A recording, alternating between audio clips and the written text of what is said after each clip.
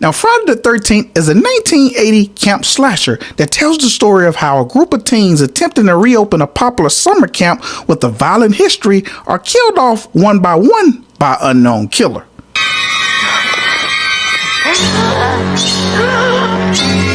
So, why should you watch this movie? Reason number 1, Camp Blood. We were just messing around.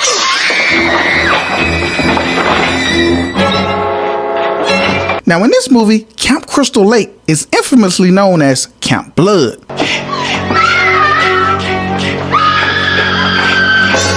It was at one time a fun summer camp for young children, and part of its allure was that it was set up in such a way that it was family oriented and a safe haven for the attendees. But when an accident involving a young boy who drowned forced the camp to be closed down, both the attendees and several camp counselors died mysteriously.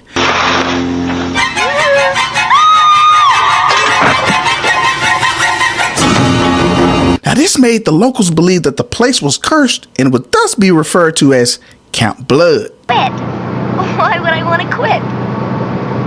Camp Crystal Lake is jinxed. Reason number 2, murder mystery.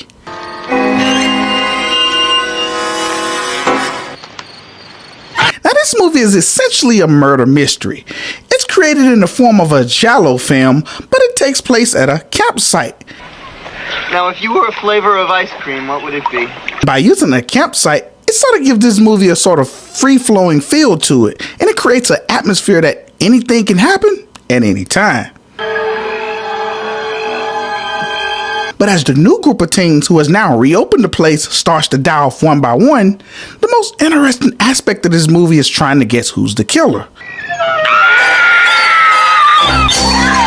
Now, this movie boasts some amazing kill scenes, and it was definitely setting the tone for what we now know as 80s horror. Reason number 3, his name was Jason. The boy. Is he dead too? Now, in 1957, a young disfigured boy accidentally drowned. And a major part of the reason he drowned was due to the camp counselors were too busy having sex and weren't properly watching the boy. And though Jason's body was assumed to be at the bottom of the lake, rumors swirled that perhaps Jason's spirit continued to hunt the campgrounds and it was him who was responsible for the mysterious deaths. Reason number 4, Crazy Ralph. You're going to Camp Blood, ain't you? Mr. Ralph Neely, also known as Crazy Ralph. God damn it, Ralph, get out of here. Go on, get. Leave people alone. Now, he was considered the town's drunk as well as the town's crackpot. Oh, terrific. Not you too. You sound like your crazy friend back there, Ralph. Now, Ralph, having known what went down at Camp Blood, would always discourage potential attendees to stay away from the area. I got to warn you. You're doomed to stay. And because he spoke so incoherently, no one took what he said to heart. Oh, shut up, Ralph. And with this movie being a murder mystery, Crazy Ralph is also a possible suspect. I'm the messenger of God. You're doomed if you stay here. So Crazy Ralph's character would become a staple in horror. You'll never come back again. And the title of his character would be known as the Harbinger of Doom. It's got a death curse. Who are you? What do you want? Now, this character is specifically placed in a movie to warn people of the dangers that they face. And typically people like a Crazy Ralph, no one listens to them because they don't appear to be the most sane individuals. Reason number 5, Pamela Voorhees. How are you? Well, I'm Mrs. Voorhees. Now, she was revealed to be the mother of the young boy who drowned, and Pamela Voorhees was a cook during that time. Did you know that a young boy drowned the year before those 2 others were killed? And though she was only a cook, she went above and beyond to keep an eye on the children. So young, so pretty. Oh, what monster could have done this? And after her son drowned, Pamela accused the camp counselors and those responsible for hiring them for her son's death. The counselors weren't paying any attention. They were making love while that young boy drowned. But as the movie progresses, we find out that Pamela has been trying her best to keep the abandoned campsite closed. His name was Jason. And should have been watched every minute. After all, what mother would want another parent to suffer the same fate as she did? Where's Mr. Christie? Oh, I couldn't let them open this place again. Now, in the end, Friday the 13th was a self-contained murder mystery that I enjoyed. And a big part of guessing the killer in this movie is part of its appeal. And this is a movie whose blueprint will be copied throughout the 80s, 90s, and even today. And this film would also push the boundaries when it comes to gore, sex, and graphic content in horror. Jack and Marcy are gonna get drenched. Not if they're where I think they are. And this is a movie where anyone could be a victim and also at the same time be a suspect. Kill her, Mommy. Kill her.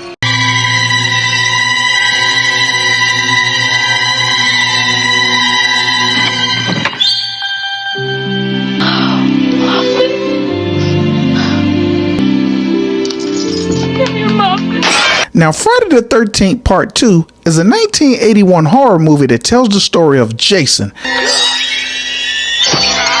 After seeing his mother killed at the hands of a surviving camp counselor 5 years earlier, Well, I'm Mrs. Voorhees.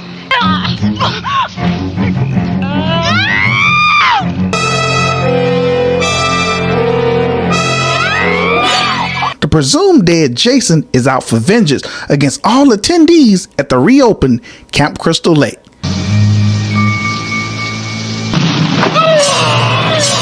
So, why should you watch this movie? Reason number 1, Jason kills Alice.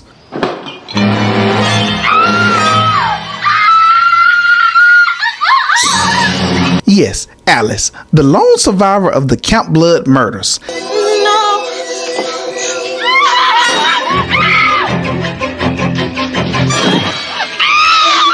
Alice is quickly killed off by Jason. Now, Alice, if you can recall, beheaded Jason's mom, Pamela. You never paid any attention. Did to him. Look what you did to him.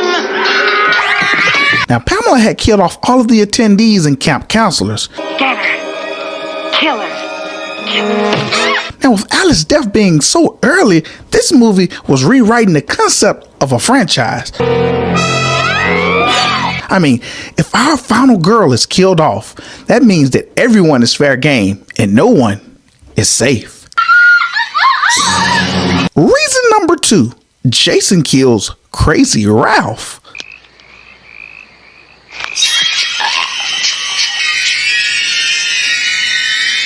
Now, while we can't look at Crazy Ralph's death as just collateral damage, but let's be mindful, Crazy Ralph's death had a much bigger impact. Okay. And then over... I told the others. They didn't believe me. He's the guy who warns the visitors to stay away from Camp Blood. So when Jason kills Ralph, no one can be warned. You're all doomed. You're all doomed. And this means that anyone can meet their demise.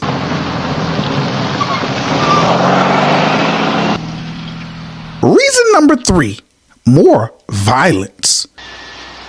Sandra. Now, this installment of the franchise is meant to be bloodier.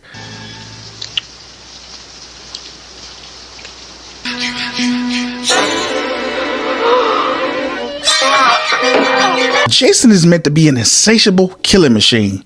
Now, in order to achieve his goal, he needs more victims.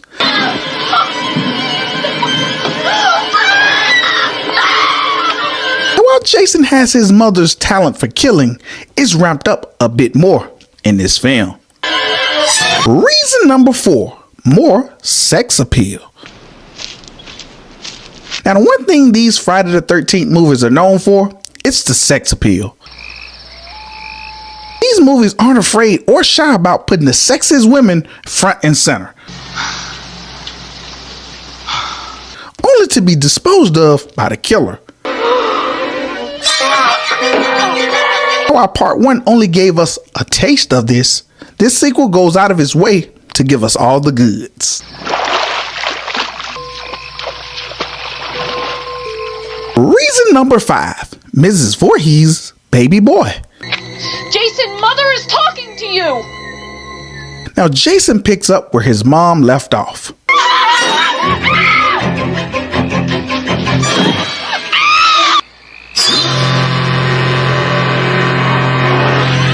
But gone are the days of a human hiding in plain sight.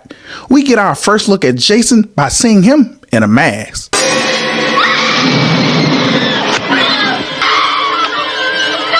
But let's not get ahead of ourselves. Jason is seen throughout this movie done in a sack over his head.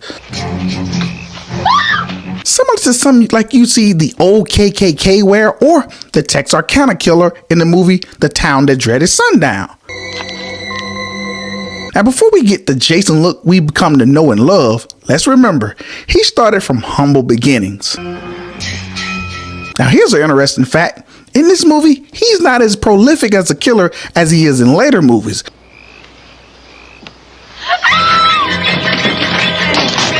So this is just the infancy of a slasher icon.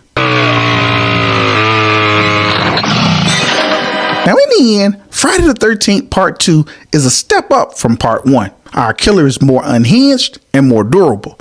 Now, granted, the Jason in this movie is likely the weakest he'll ever be in the franchise, but this is a teenage Jason, so expect to see him make more mistakes.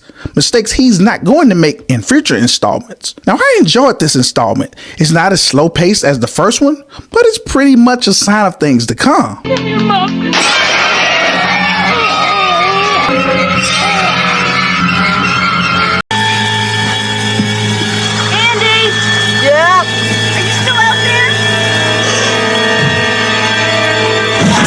Now, Friday the 13th Part 3 is a 1982 horror movie that tells the story of Chris, a young woman who, after having a close encounter with a young disfigured boy 2 years prior, Chris returns to her family's vacation farmhouse with her friend to have a wild weekend of booze, weed, and sex.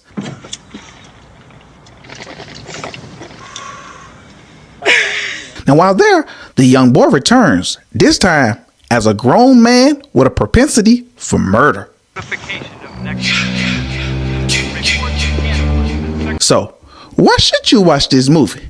Reason number 1, Chris versus Jason.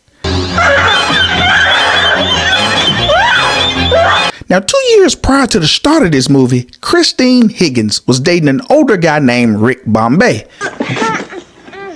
After having a sexual escapade with Rick and staying out much later than her curfew, she would come home and get into an argument with her parents. Now, this leads to her mom striking her for her rebellious attitude, and these actions forced Chris to run away from home. I ran out the door and into the woods. I wanted to punish them. Now, while staying in the nearby woods, attempting to make her parents feel guilty, she encounters a teenage brute, Jason Voorhees. This hideous-looking man. He was so grotesque, he was almost inhuman. Now, while it seemed that Chris was likely his first human encounter, it is implied that Jason Voorhees raped her. He had a knife, and he attacked me with it. Now, based on this timeline, this means that this encounter happened before his mom was killed by Alice and before the events of Part 2, where he becomes a mass killer. I kicked the knife out of his hands and I ran. So, Chris wakes up in her own bed, and her parents act like the disappearance never happened. I was kicking and screaming and yelling, but it didn't do any good. He dragged me along the ground. Now, this is likely due to her parents feeling guilty because their daughter got raped, and they wanted to put the moment behind them. So when Chris returns to her family home, she's hoping to reconnect with Rick and also have some wild fun with her friends. But Jason returns, but this time, he's all grown up. Reason number 2, Rick Bombay. My imagination, or did it just get cold in here?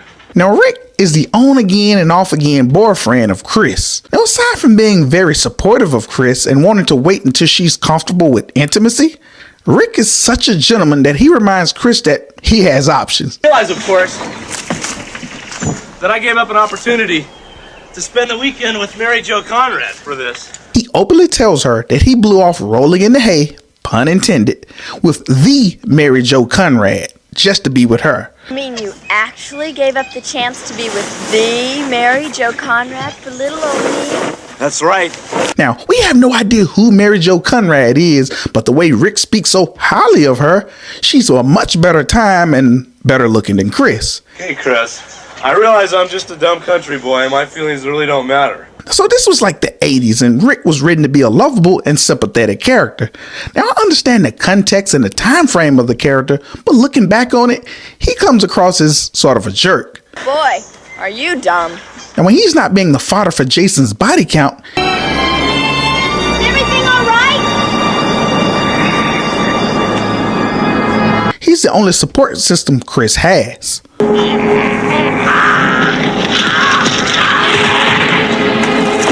Reason number 3, Shelly, the prankster. Now, Sheldon Finkelstein is probably one of the more organic characters in this movie. So, which one's my date? Hi. You're Shelley? Sorry. Now, he's an overweight, aspiring actor who uses his FX makeup as gags. Now, Shelley is self-conscious about his weight and looks, so he's not very sure of himself. Now, he uses these gags and practical jokes to make friends and to get the interest of girls. What do you got in there? My whole world. But instead, people seem to find him repulsive and annoying. I guess I fooled you, huh? Chris. Damn it, Shelley. Why do you do these stupid things? So Shelley is a character whose demise you see coming from a mile away. Nice makeup job. He can stage a realistic wound, and with his acting, can make himself seem as he's been murdered. Shelley, enough is enough. So in Shelley's case, that's not a good thing when there's a real serial killer in your area. Reason number 4, Jason gets his mask. Now, thanks to Shelley, Jason Voorhees finally gets his hockey mask. To be noted, it was never intended for the hockey mask to stick around, but Jason doesn't like showing his face, so he's going to use any face covering to shield his disfigured look. But when something works, it truly works. And thus, the hockey mask was born. So gone are the days of the sackhead or a maskless brute. We get the Jason Voorhees we come to know and love. And the look suits him because he's no longer some redhead with a beard. He's a bald, hucking brute, and this mask is the one thing that makes Jason stands out from your everyday slasher villain. One can say this was the day an icon was born. Reason number 5, Richard Brooker. Now, the actor behind the Jason costume is none other than Richard Brooker. Hey, now cut that out right now. That's not funny. I like to think that Brooker was the first great Jason actor. Now, why? Because a lot of what Jason would be known for had its start in this movie. Jason did less running in this movie. He walks. And also with a sort of swagger.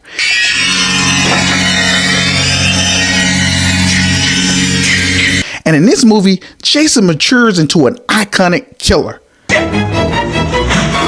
Thanks to Richard Brooker's portrayal, we get a Jason for which all the other movies in the franchise is able to build from. Jason is stealthy in this movie. He also becomes known for that in future movies. Jason kills are quick and brutal, and he also becomes known for that. And Richard Brooker was a big dude, so he sets the tone for all the other depictions of the Jason Voorhees character. So Richard Brooker walked so all the other Voorhees actors could run, and sometimes literally. Now in the end, Friday the 13th Part 3, or Friday the 13th 3D, was the movie that shaped the entire franchise. The blood and gore was more defined, the kills was defined, and even the sex scenes was more defined. Now I like Part 2, but Part 2 was Jason growing into what he would become in Part 3. Now this movie grows Jason into something more than your average man in a mask. This movie made Jason into a slasher icon. And I do recommend this movie as it's one of the best Friday the 13th sequels. And it has one of the best all-around casts and victims. And on top of that, we have a franchise setting Jason. Ted! Hey, Ted, where the hell's the corkscrew?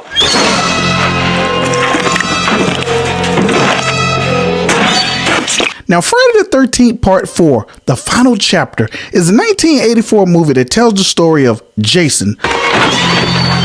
Believed to be finally dead, he escapes from a morgue. But upon his return to Camp Crystal Lake, he comes across a group of teen visitors, a hitchhiker, and a few locals who are their neighbors. So, why should you watch this movie? Reason number 1. The teenagers. Hey, honey, you got a sister? Now the teenagers are Paul, Sam, Sarah, Doug, Jimmy, and Ted.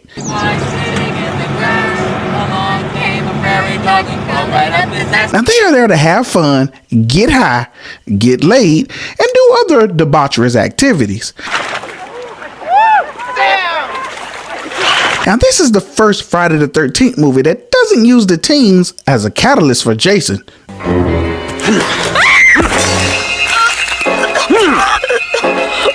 Now what do I mean? Now in the previous films, the final guy or girl is within our teenage group. Therefore, they are necessary for Jason's adventures. But in this movie, they are there to be cannon fodder for Jason. I mean, they are here to heighten Jason's kill count. I mean, if they're not in this movie to get naked, then they're effectively getting dead.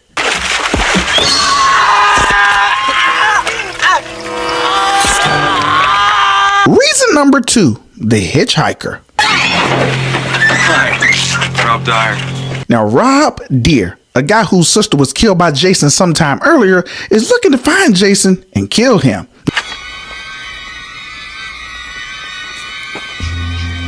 Now, how does that work out? Well, not too good. For a guy with vengeance on his heart, he soon realized that the quote of Mike Tyson rings true. I mean, everyone has a plan until they get punched in the mouth. And as for Rob, he gets hacked into 101 bits of Little Robs. All while screaming like a little girl. Yikes. Reason number 3, the locals. Well, what happens if the psycho wanders in? Probably challenge him to a game of Zaxxon. Now, the locals consist of Tina and Terry, Trish, Tommy, and Mrs. Tracy Jarvis. Sorry. Don't worry about it. While the majority of this crew doesn't fare any better than our visitors, we do find our final girl and guy. Now, while Trish turns out to be our final girl, this movie, as well as the series, introduces us to prime Jason nemesis, Tommy Jarvis. It's a nice mask. Well, I have to get a haircut. I just customized it. Now, in this movie, he's a little kid who spends a majority of the movie running from Jason. But oh boy, he gives us glimpses of his future in this movie by facing off against his mortal enemy. Jason! Reason number 4, Jason's out for blood.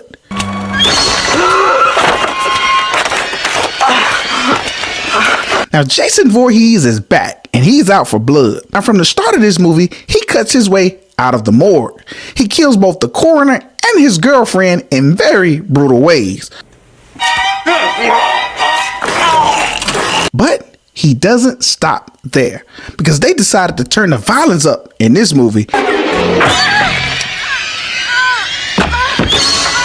And the kills are darker, grittier, and grimier. And in this movie, everybody gets it. Reason number 5, Jason dies.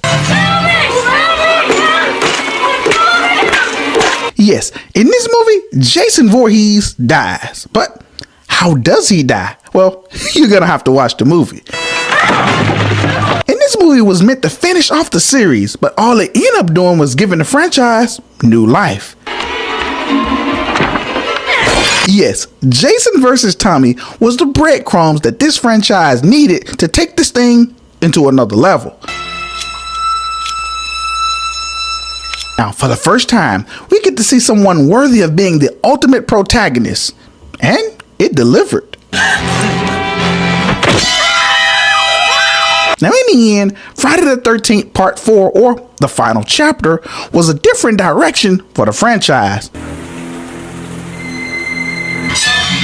Now, this film uses the teenagers as fodder instead of one or two of them being the catalyst. And also, this gave us Tommy Jarvis, a mortal enemy for Jason. And I'll admit, I really didn't like this installment as well as most. It was too much of Jason being in the shadows, and I honestly didn't like that, because I like my Jason front and center. But that's just me. What about you? I'm back. What is this, sleeping?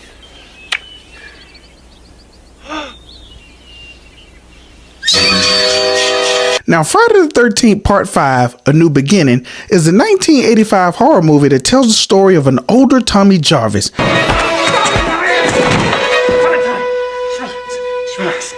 Now 18 after surviving an attack by Jason Voorhees.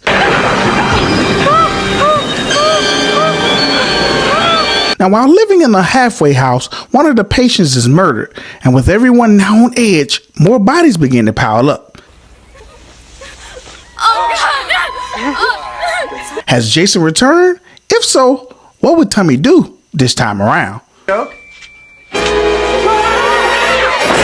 So, why should you watch this movie? Reason number 1, Tommy Jarvis. Now, when we last saw Tommy as a 12-year-old, he took Jason's machete and hacked him to death.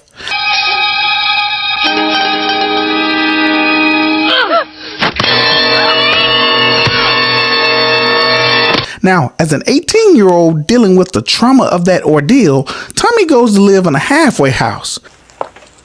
Tommy Jarvis? Hi, my name is Pam Roberts. I'm the assistant director. And being plagued by nightmares and visions of Jason, Tommy can't trust his own sanity. But things soon change when many of the patients and locals start to die off one by one.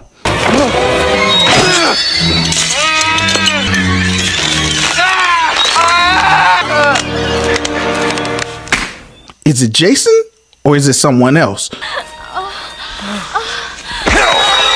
I mean, could it be one of the patients? Or maybe an unhinged Tommy is at fault.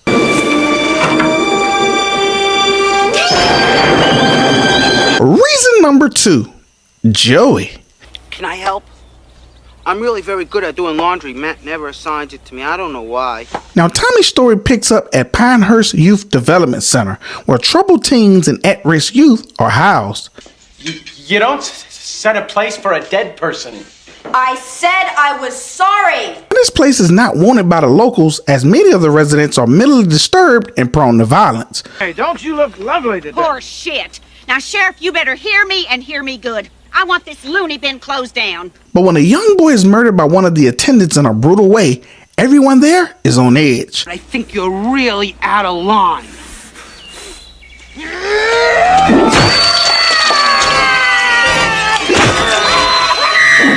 Now, with this killer arrested, you would think that's the end of the story. But no, things are just getting started.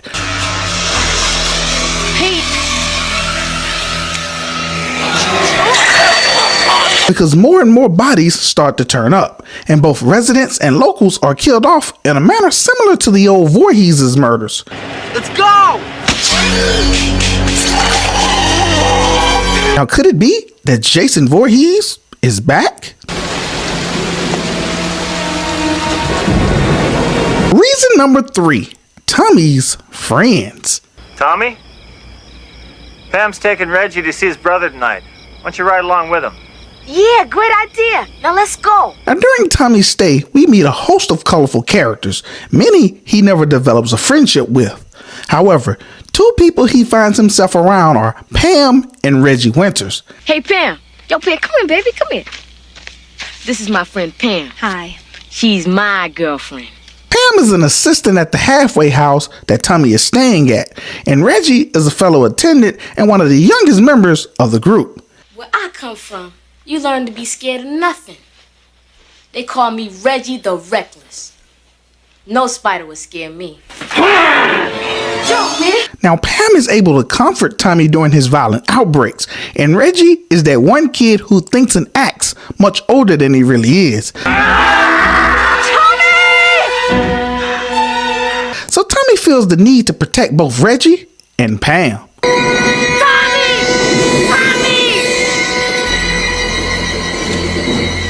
Reason number 4, Jason Voorhees is back. Now somehow, someway, Jason Voorhees is back, and he drops a lot of bodies in this movie. Now, while the machete is his main method of choice, there are a lot of deaths that didn't happen by blade.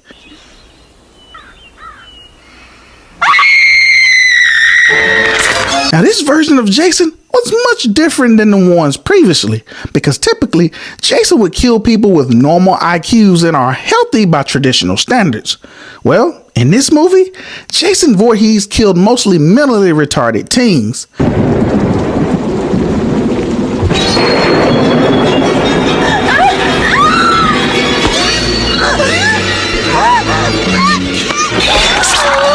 And once you realize who Pinehurst Development Center was housing, these weren't your normal functioning teens. I mean, these kids had mental disabilities. So yeah, Jason in this movie killed a bunch of slow kids.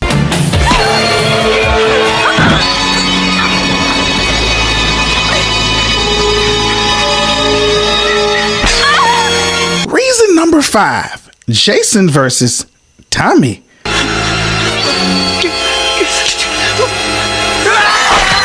Now, what started in part 4, this movie gives us a one-on-one battle with Jason versus Tommy. And this Tommy was the most unhinged version you'll ever see him as.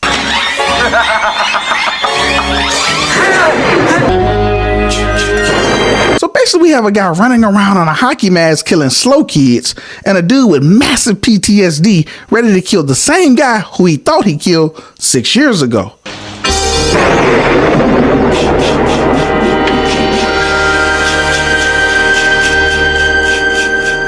And this setup delivers, because Tommy no longer fears Jason, and if anything, he's become more like Jason in terms that once he goes on the offensive, he's just as ruthless as his enemy.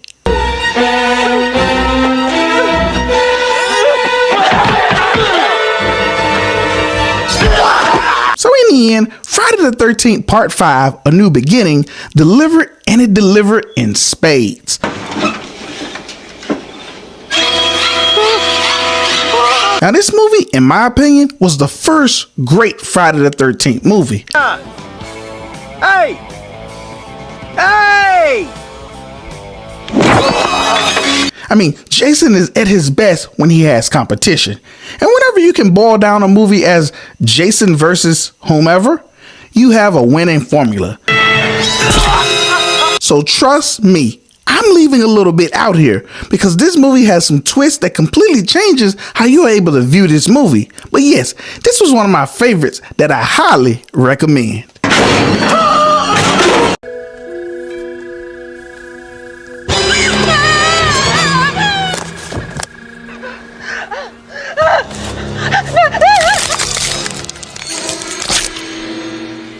guys, try not to wake the kids. Now, Friday the 13th Part 6, Jason Lives, is a 1986 horror movie that tells the story of how Jason Voorhees comes back from the dead to continue killing a new group of camp counselors.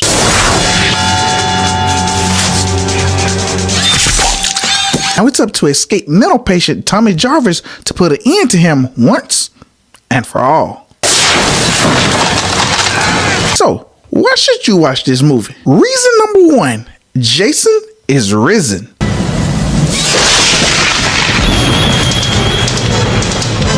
Now yes, Jason is brought back by God. Now, I don't understand the dynamics or the science of that, but it appears that if you put a metal rod inside the body of Jason, Oh, shit. and the lightning strikes that rod, it will jumpstart Jason's heart, and you better pray that you are right with God, because Jason is going to sing you to him very soon.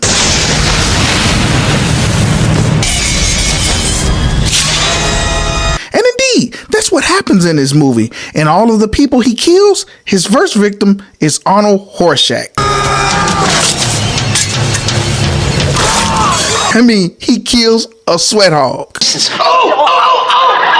Reason number 2, Tommy Jarvis. Didn't have to come, Haas. This is between me and Jason.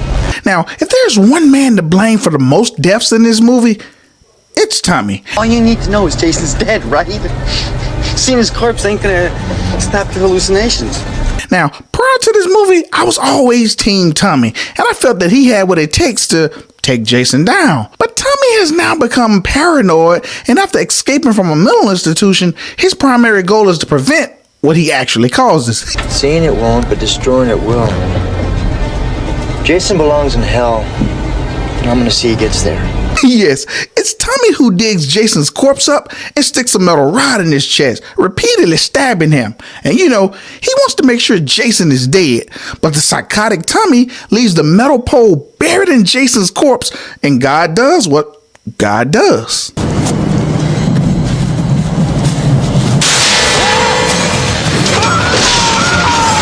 Reason number 3, another day at the office.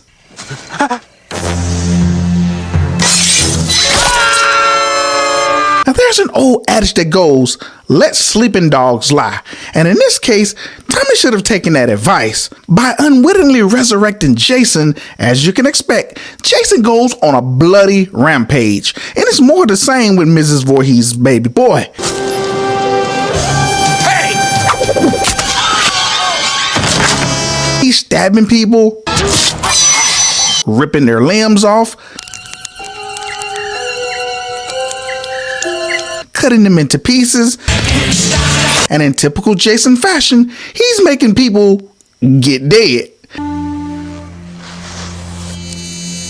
But something is different.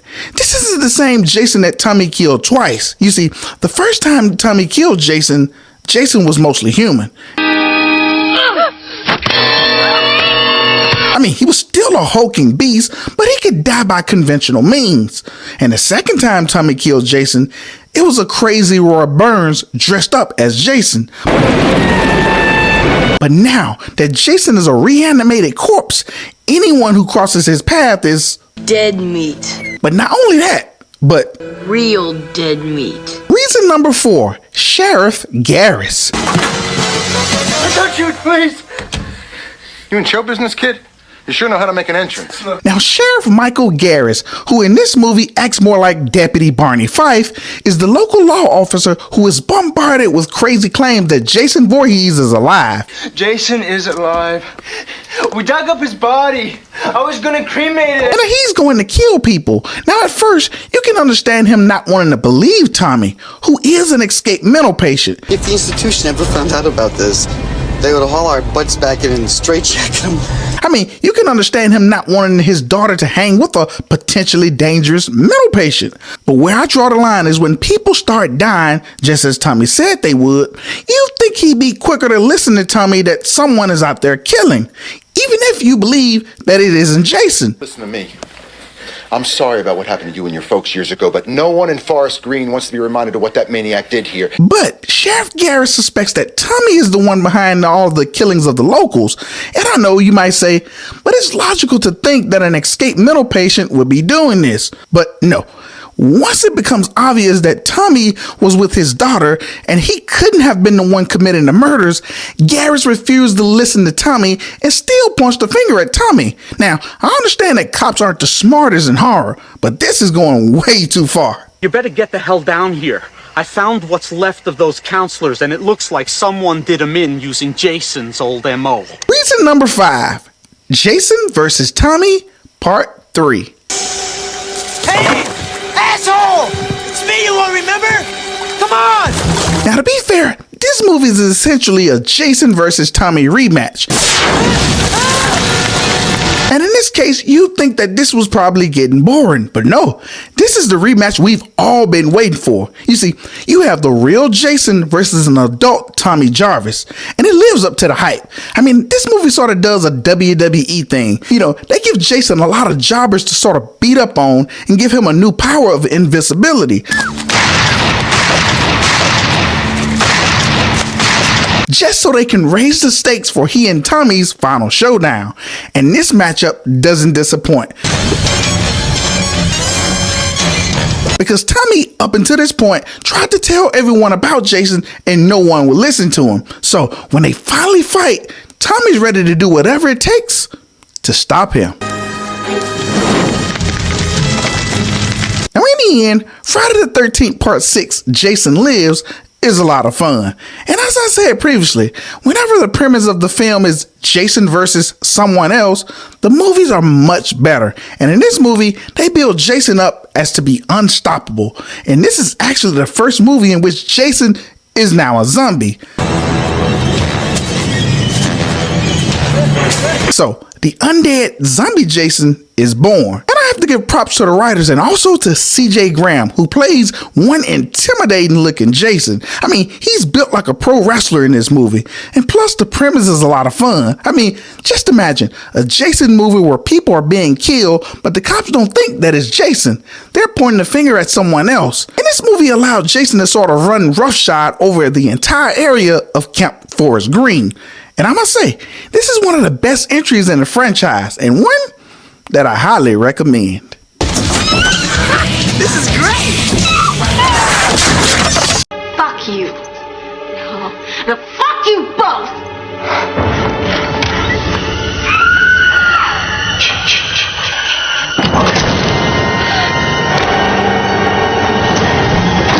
Now, Friday the 13th Part 7, The New Blood, is a 1988 horror movie that tells the story of Tina Shepard, a telekinetic teen reeling from the loss of her father's drowning. She returns to her family home where all of this happened, hoping to use her powers to jumpstart her dad's heart and resurrect him. But unfortunately, she resurrects another inhabitant of Crystal Lake, Jason Voorhees.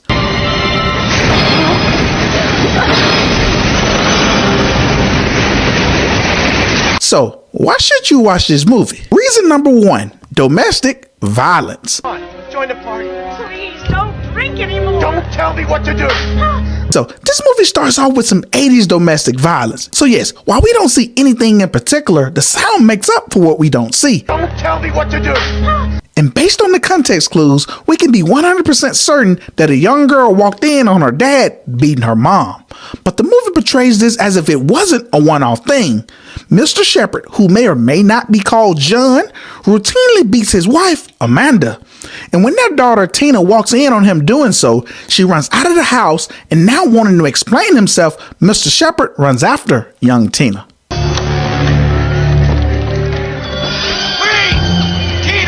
Reason number 2, the drowning.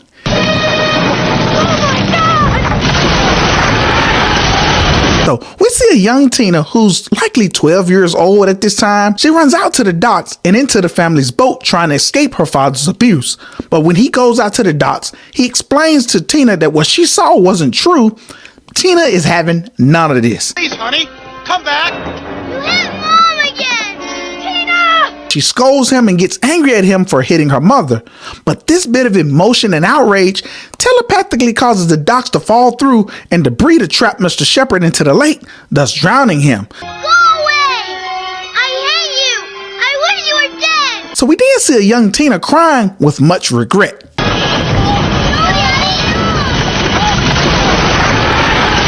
Reason number 3, the doctor.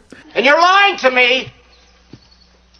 You are lying because it happens. So Dr. Chris Cruz is a psychiatrist tasked to help with an emotionally unstable Tina to deal with the death of her dad. The only reason that I'm here is to help you overcome the guilt that you have about your father's death. That's all. That's bullshit! It was Tina's telekinesis that killed her father, and though she couldn't control her powers, she holds herself responsible for his drowning. And though it is the good doctor's job to help her psyche improve, he's more focused on bringing out her powers above all else. Your psychokinetic ability is a projection of the suppressed guilt feelings that you have. You're more interested in this telekinetic stuff than you are in me. His verbal and psychological abuse causes a now 18-year-old Tina to retreat and distance herself from him. So she attempts to bring her dad back using her powers, but because she still can't control her powers, she does the unthinkable.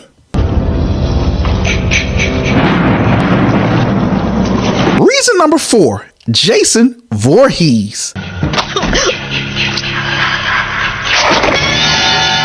Instead of resurrecting her dad, who is at the bottom of Crystal Lake, 18-year-old Tina Shepherd mistakenly resurrects the lake's famous son, Jason Voorhees. Now in part 6, Jason was drowned by Tommy Jarvis.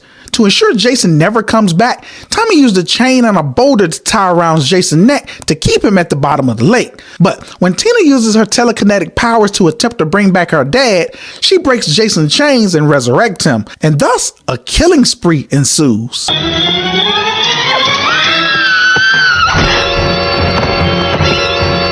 Reason number 5, a teenage wasteland.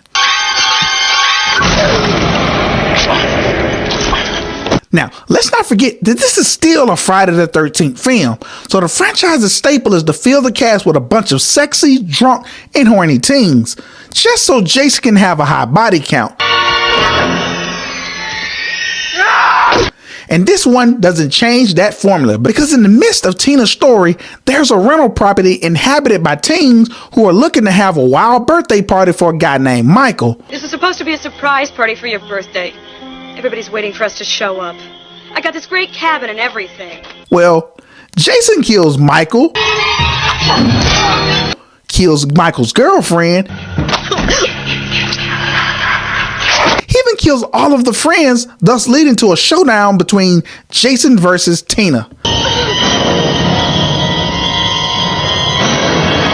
And to be honest, that's what this movie is built towards. You want to see the girl who can move things with her mind versus Jason Voorhees. Now in the end, Friday the 13th Part 7, The New Blood was a lot of fun. I enjoyed it because it wasn't as repetitive as the other movies. Jason had someone who was equally, if not stronger than him, to fight. And whenever you give Jason a good foe, the movies are always better. And a little side note, this movie was intended to be Freddy versus Jason, but that movie wouldn't get made until 2003, so the writers decided to make Jason versus Carrie. That's why we have Tina Shepherd as a replacement. And if you would like to know more about this movie and the making of Freddy vs. Jason, then click on my Freddy vs. Jason video in the descriptions and in the pinned comments. Take your best shot. Motherfucker. So Friday the 13th Part 8, Jason Takes Manhattan, is a 1989 slasher movie that tells of how Jason Voorhees, who's back from the dead, kills the occupants of a boat, becomes a stowaway, and attempts to kill off a graduating class of high school seniors while taking a trip to New York. So, why should you watch this movie? Reason number 1, Jason Voorhees. So the movie starts off with a horny couple attempting to do the things that couples do, but they are disturbed by one of the cables holding down the drowned body of Jason. That cable is accidentally severed and the electrical currents resurrect a dead Jason, who makes quick work of the horny couple. But being in the middle of nowhere, Jason stays on the boat until it becomes occupied by Dr. Charles McCullough, who's taking his graduating class on a field trip to New York. And once they're on board, Jason proceeds to kill them off until they're all dead. Reason number 2, Dr. McCullough. Jason Voorhees. You're insane. Jason Voorhees has been dead for years. So Dr. McCullough, attempting to take his graduating singers on a field trip to New York, gets stuck with his niece Rennie. Now, believing that her aquaphobia should prevent her from coming on board, he allowed her to tag along. His trip becomes an absolute nightmare. Take it easy, Charles. She's all right. Oh, I can see that. You've done a wonderful job of supervising the kids. What the hell happened here? I mean, he is constantly disrespected by his students. Watch your mouth, young man, and you'll do no such thing. I'm in charge here. Blackmail to give one of them a high grade when he's tricked into an uncompromising position. Very kinky. Give me that tape. Give it to me. Come and get it. And on top of all that, several students start to turn up dead. But when dead bodies start to turn up, Dr. McCullough, who is well aware that Jason Voorhees is dead, refuses to believe that Voorhees is behind all of the killings. But it isn't until he comes face to face with the monster himself he finally believes. But even that leaves him skeptical of what he sees. It's not possible. Reason number 3, Rennie.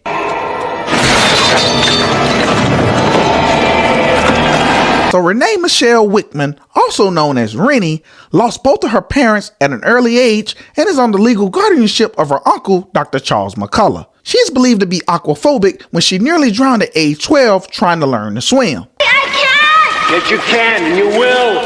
Come on, Rennie, swim. So when she tags along with her uncle, she's only there to meet up with her boyfriend, Sean. But while aboard the SS Lazarus, she and the rest of the crew face off against Crystal Lake's favorite son, Jason Voorhees, a mass serial killer believed to have been drowned as a boy, killed a bunch of people, and was eventually killed himself. But the resurrected Jason attempts to hunt Renee and her friends, and though he kills half of them, Renee and the rest are able to get off the boat and swim to shore, landing them in New York City. Reason number 4, the Big Apple. You don't understand. There is a maniac trying to kill us. Welcome to New York. Now, when the surviving members of the SS Lazarus escape to New York, Jason Voorhees follow them. And being the type of killer who hates to leave unfinished work, he chases them through the big city, attempting to kill them all. But the bright lights and the lure of the Big Apple is an obvious distraction for Jason. So while trying to kill Rennie and her friends, Jason takes in the sights while killing off some New Yorkers along the way. But make no mistake about it, Jason doesn't rest until he manages to kill them all. Reason number 5, the chase. So this movie was butchered so badly by the MPAA that many of the kills are edited down to nothing.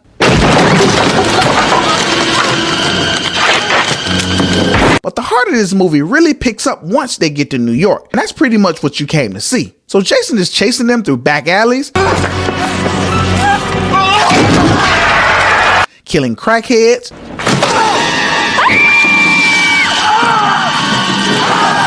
chasing them through restaurants,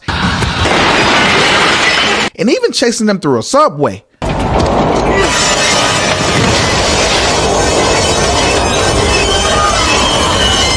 But the final act involves Jason chasing Rennie and her boyfriend through a sewer. I mean, it's a scene that just gets weird. But to be fair, these films are better when things get weird. So in the end, Friday the 13th Part 8, Jason Takes Manhattan, is not a great movie. But this doesn't stop the movie from having its moments. Jason in unfamiliar territory, like being in New York, adds a fish out of water concept that this franchise definitely needed at the time. And this movie is carried on the back of its final act. And to show how weird this movie gets, Jason gets to kill Satan and even kills Jason. Don't worry, let me explain. He kills a character named Miles Wolf. Miles is played by Gordon Curry, who is most famous for playing the Antichrist Nikolai Carpathia in the Left Behind film starring Kirk Cameron. Comes your right hand. Don't flatter yourself. You'd be surprised who my right hand really is. Now, as for Jason killing Jason, he throws a restaurant worker through a bunch of glass. I mean, that guy is played by none other than Ken Kirzinger, who played Jason Voorhees in the 2003 face-off movie Freddy vs. Jason. So yeah, this movie goes there, but I only recommend it because at this point, you might as well finish the franchise. Now, Jason Goes to Hell is a 1993 movie that explores the supernatural origins of Jason Voorhees. Now, this movie finally breaks down why Jason is just so hard to kill. And here are 5 reasons why you should watch Jason Goes to Hell, The Final Friday. Coming up on CEDtalks Horror. Now, Jason Goes to Hell tells the story of how the FBI lures Jason Voorhees into a trap and destroys him. Yes, I said destroy him because they technically don't kill him because his heart is still very much alive. Now, during a federal investigative autopsy, Jason's still beating heart somehow hypnotizes the doctor performing the autopsy into eating it. Now, this causes the doctor to become the living embodiment of Jason. And throughout this movie, Jason goes on a rampage, but there's a method to his madness. Jason's heart jumps from person to person because he's looking for the permanent body to be reborn of. And these random bodies are weak, and thus Jason is searching for a blood relative to make his rebirth take place. Now enters his last few relatives. Jason apparently has a half-sister, a niece, and a great-niece. And this movie becomes a race against time to not only kill Jason, but to keep him away from the bodies of his blood relatives before he's reborn and gains his power back. But no one knows how to kill Jason, except for one eccentric bounty hunter named Creighton Duke. So, why should you watch this movie? Reason number 1, Jason versus the FBI. I mean, I gotta know, when did Jason get on the FBI's radar? Like, what did he do? Does he owe back taxes? Did he commit bank fraud or something? I mean, you gotta admit, Jason being hunted by the feds is something that you never thought you'd get. And not to be a jerk or anything, but they win. The feds killed Jason in the very first scene in this movie. And I'm just wondering, how long were they telling Jason that allowed them to set up such an elaborate trap to take down Crystal Lake's most infamous killer? I mean, what on earth did Jason do to get them boys from Washington, D.C. to step in? It kind of makes you wonder, doesn't it? Reason number 2, Jason versus Creighton Duke. Yes, no one knows how to kill Jason in this movie, except for one eccentric bounty hunter named Creighton Duke. And though he's rough around the edges, he knows exactly how to kill Jason and what weapon to use. Now, played by veteran actor Steven Williams, this movie needed more of Creighton Duke. I mean, the best Jason movies are when they allow Jason to have a worthy adversary. And in this movie, Creighton Duke does just that. I just wish they used him more. Reason number 3, will the real Jason Voorhees please stand up? Yeah, the very best Friday the 13th movies occur when there are gimmicks to Jason's body count. I like him when he goes against Tina, the telekinetic. I like him as a fish out of water in Manhattan. Dude, I even like him as Jason in Space or versus Freddy Krueger. And I can't forget about this movie, the body-to-body gimmick. I mean, this movie is a ton of fun because several people get to do what I always wanted to do and I thought was cool, to play Jason, if not just for a little while. And that gimmick of Jason needing to switch bodies, we saw several actors do what Kane Hodder perfected. So, what was your favorite non-Kane Hodder Jason in this movie? To me, it was Stephen Culp's character, Robert Campbell. Reason number 4, Jason versus Jason? Yes, believe it or not, Jason Voorhees kills Jason Voorhees in this movie. Well, how? Well, during a few scenes in this movie, veteran Jason actor Kane Hodder is playing the role of one of the FBI agents, and we see him crack several jokes on Jason. And in the next few scenes, he's being reported on the news as being murdered. So yeah, we get to see Jason Voorhees kill Jason Voorhees. And I honestly thought that was pretty meta. Reason number 5. The MCU is born. Well, sort of. Now, how could a movie in 1993 give birth to a franchise that didn't start until 2008? Well, allow me. At the very end of this movie, in what is equivalent to a post-credit scene, Jason's mask is pulled down to hell, hence the title, by Freddy Krueger. And in this scene, it would put in motion the most lucrative cross-promotional intellectual property of all time, Freddy vs. Jason. In that movie, that concept made it possible for studios to see that it's possible to take two IPs, do a crossover, and for it to make a ton of money. Now this formula would be copied and we would see the rise and success of the Marvel Cinematic Universe. Now Jason Goes to Hell The Final Friday is peak Jason. The character is better when he's allowed to explore aspects outside of the usual formula of the murders at Camp Crystal Lake. Now though many people hated the body-to-body gimmick, it's a one-off. I mean, you do the gimmick, have fun, allow the actors to have fun, and crank out more Jason movies. Now we've all seen The Silent Stalker. It's pretty much a bland concept, but Jason has that sort of crossover appeal that you can put him in space or in the snow and you can have a fun time with him. And to be honest, that's the perfect way to make a Jason movie. Now, if I had my way, I'd marry that body-to-body gimmick with a Jason-themed convention. Just think, who's the real Jason?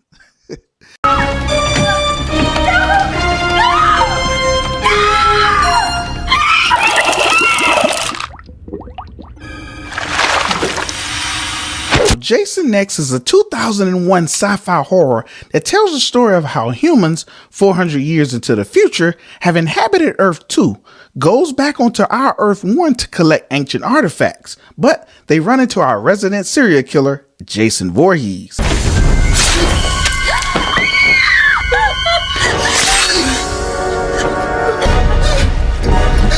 Who is believed to have been frozen and dead. But while attempting to study his remains, he resurrects and starts to kill off all the inhabitants of their spaceship. The surviving few must destroy him before landing on Earth 2, or else humanity might perish.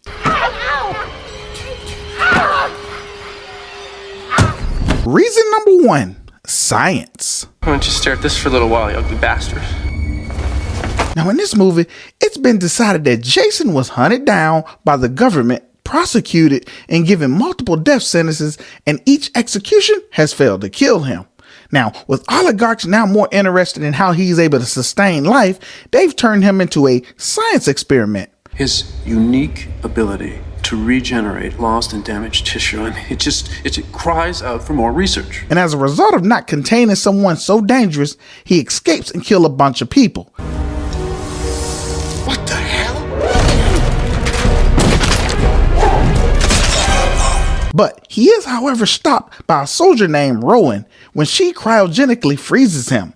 But before he completely freezes, he stabs through the chamber door, thus allowing the chamber to freeze Rowan as well. Reason number 2, the Grendel. Now, 445 years later, Professor Brandon Lowe and his crew are aboard a spaceship named the Grendel. They are on a field trip to look at Earth 1's ancient artifacts and civilizations. But there, they find both a frozen Jason and Rowan. Now, using modern technology, they're able to bring Rowan back to life while leaving Jason in the morgue to study.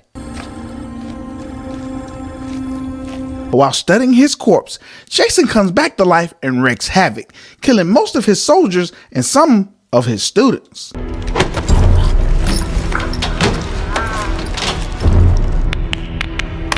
Reason number 3, greed. He's a valuable scientific artifact that must be carefully preserved. Much like yourself. After Jason goes all Voorhees on everyone on the ship, Sergeant Brodsky, a no-nonsense soldier, tries to devise a plan with all his men to kill Jason. But Professor Lowe, much like the oligarchs from Earth 1, only wants Brodsky and his men to capture Jason so he can do research on him and use him for science and primarily money. But Brodsky and his guys are easily defeated and Jason kills them rather quickly, leaving only Brodsky hanging on by a thread. It's gonna take more than a poke in the ribs to put down this old dog. Yeah, that ought to do it. Reason number 4, the robot. AM is a knowledge matrix android that I have been programming. Meet KM-14. She's Professor Lowe's android companion, but from the looks of things, she seemed to be more of the companion of his student, Cenarion. However, after Jason goes on a killing spree amongst the inhabitants of the Grendel, KM gets an upgrade and blows Jason to pieces. Gotcha. This then results in Jason's second death, where she blows off his face. But this is a horror movie, and most importantly, it's a Jason movie, so you know he's not really dead. Reason number 5, Uber Jason. Now, after being killed by KM, Jason is left for dead near the same nanotech lab table that healed Brodsky and Rowan. The machine then heals Jason. Then enter Uber Jason. This is Jason, but is seemingly made from indestructible steel. Now, Uber Jason is now bulletproof, knife-proof, bomb-proof, and pretty much hard to kill.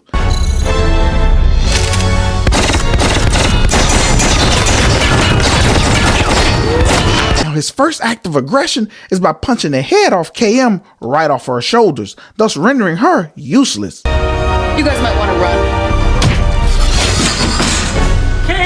Then he lays waste to the rest of the surviving crew. Now the only hope for the passengers of the Grendel is to get to Earth 2, where the technology to kill him does exist. But with Uber Jason now capable of knocking steel doors off its hinges, there might not be enough time to make it there.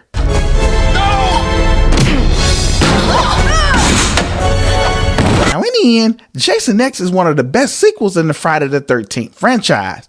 Now, I had a lot of fun with this movie. Why? Because Jason is always better when he's in a unique scenario. Now, whether it's in New York, in hell, or in space, you get the best version of Jason when he's in unfamiliar territory.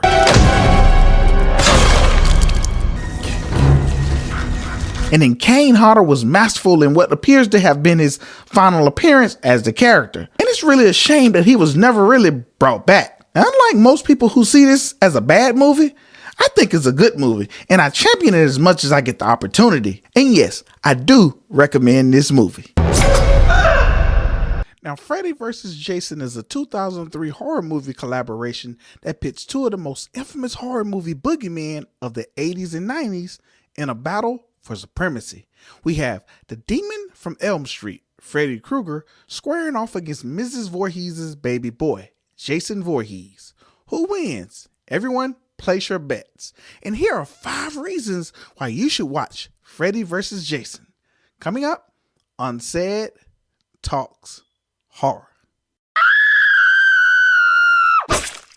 Now, the movie tells the story of Freddy Krueger, who is infamous for terrorizing the children of Elm Street in their dreams, but isn't powerful enough to make a comeback to do the killing himself. Now, while lamenting his reign of terror, he resurrects Jason Voorhees of Camp Crystal Lake, disguised as Jason's mom. But because Jason would do anything for the old mommy, Freddy uses Jason's obedience to his mom to kill on his behalf by murdering a new set of teens on Elm Street to make both the parents and the teens remember who Freddy is, because it is fear that gives Freddy his power. But since the parents of Springwood has found a way of keeping their children from dreaming about as well as no longer remembering who Freddy is, and by nature they have no fear of Freddy, and without that fear, Freddy can no longer harm the children of Elm Street. But when Jason goes on a killing spree and refuses to stop killing, the children of Elm Street are now afraid of Jason and not Freddy. Now this makes Freddy angry with Jason, and he plans to end him, but killing Jason will prove to be easier said than done. So why should you watch this movie? Reason number 1, a long time coming. Now, back in 1987, Freddy Krueger and Jason Voorhees were megastars in the 80s. They transcended the horror genre and crossed over to pop culture quite frequently.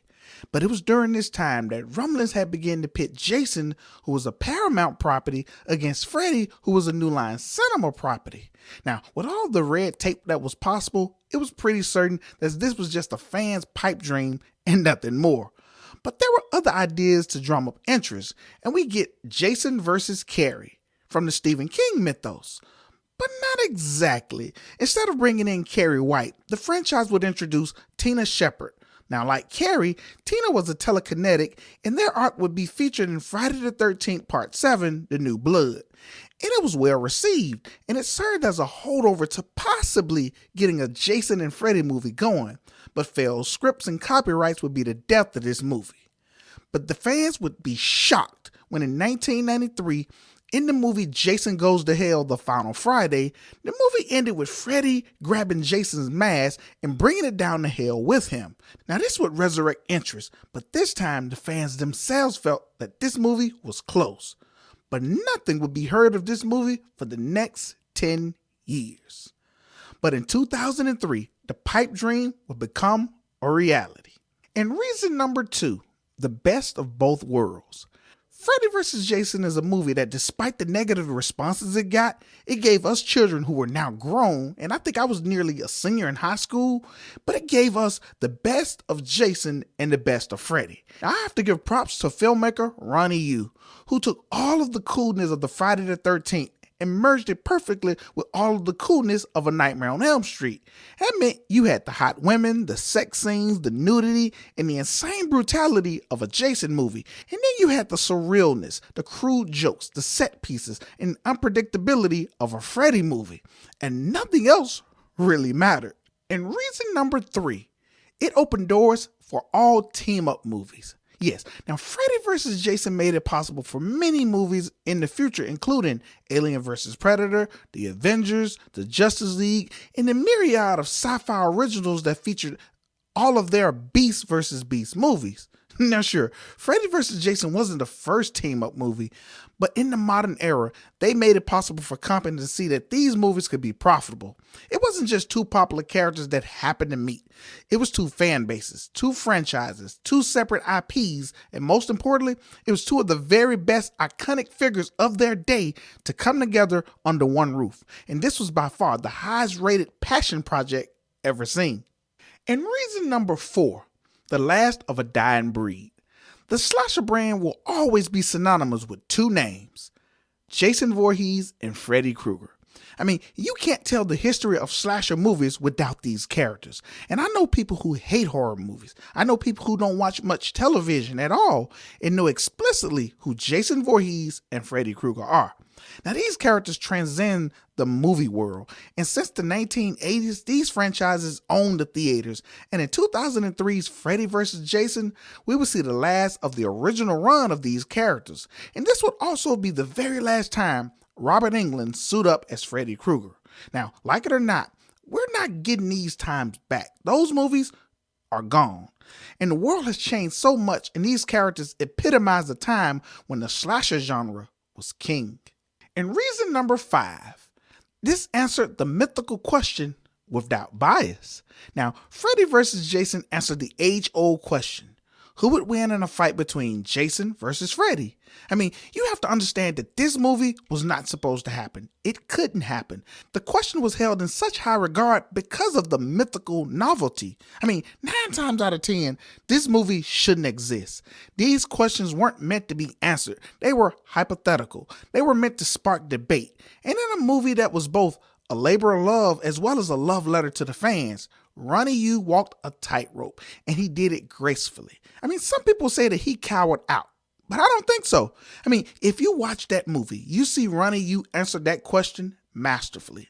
I mean, after the fight, we see Jason emerge from out of Camp Crystal Lake with Freddy's head. Now, assuming that he's the winner of the fight, but to navigate these waters, the camera pans into Freddy's decapitated head, and Freddy's head winks and gives that maniacal laugh.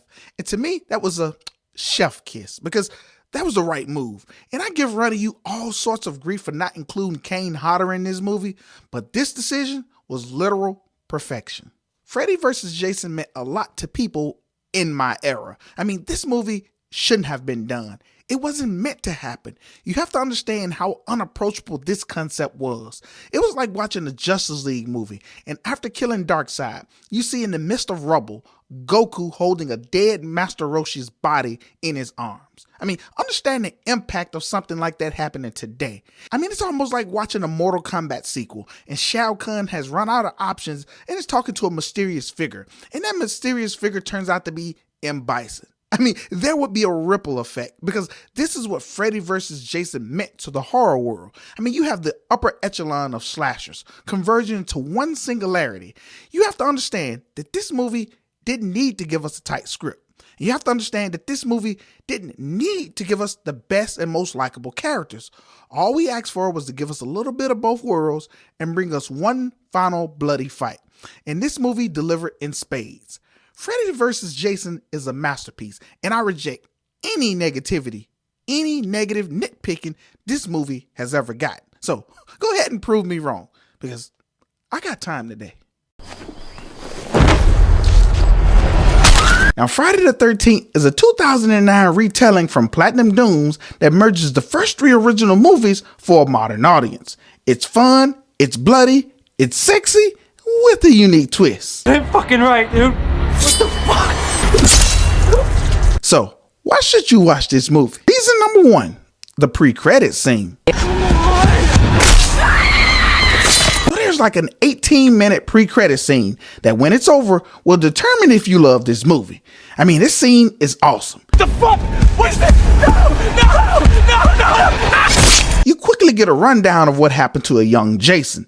Then a quick fight scene between Pamela and a camp counselor. We then see that camp counselor behead a psychotic Pamela Voorhees. Unbeknownst to either women, a young Jason Voorhees witnessed his mom get killed. And that is the basis of this movie. Beautiful mother. So Jason lives in the woods, isolated, surviving off nature's resources, and is out for revenge on anyone who steps foot on Camp Crystal Lake.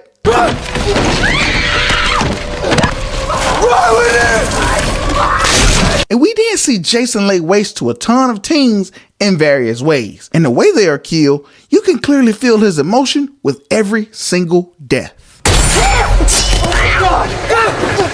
Reason number 2, survivalist Jason.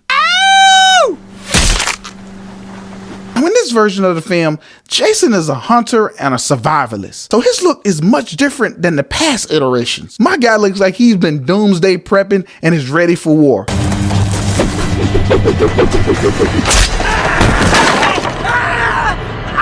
Because in this film, we see Jason setting up multiple traps, traveling in underground tunnels, and living in a bunker, and he even shows off his archery skills.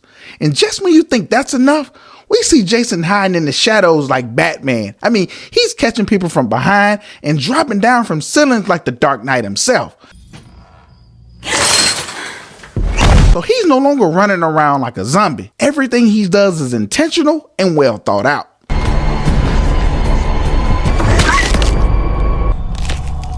Reason number 3, running Jason. As if Jason couldn't get any more cooler in this movie, he's no longer walking and stalking people in this film. He is running. I mean, he's walking victims down.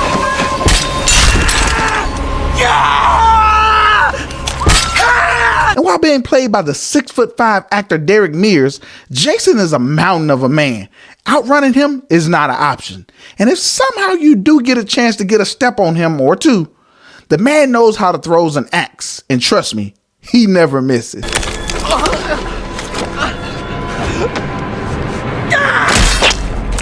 Reason number 4, the kills.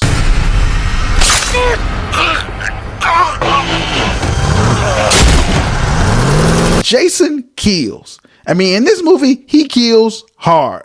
I mean, you can tell that he's upset because every fatal blow is done as if he's totally ticked off.